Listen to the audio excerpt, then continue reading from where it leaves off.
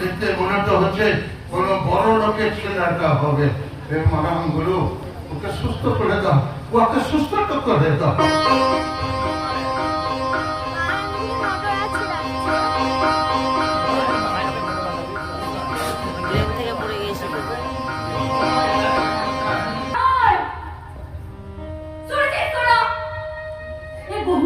অভিনয় করতো, অসুখবর নাটক করতো, সমুদ্র ভেসে আসার জন্য এরকম কোট প্যান্ট টাই পরে আসতো না, হালকা পোশাক করতো। আর সব থেকে বড় কথা, ওর গা ঝরে পুড়ে যাচ্ছে, গোঙাচ্ছে, কাঁপছে।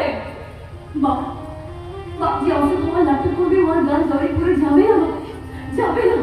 তাহলে এখন ওটা কি করবো বল? বুড়িগঙ্গার কথা অনুযায়ী আগে ওকে সুস্থ করতে হবে, তারপর দুধ দিলে ঘরে পাঠাইতে হবে। এত সব করবে কে, দেখবে কে, থাকবে কে? তুই করবি না ওর সাথে থাকে? না না বাবা, আমার অনেক কাজ আছে, আমার এখন সমুদ্রে মাছ ধরতে যেতে হবে। ওই জায়গা কেন আমার জন্য সবাই অপেক্ষা করছে, আমি চলে যাবো।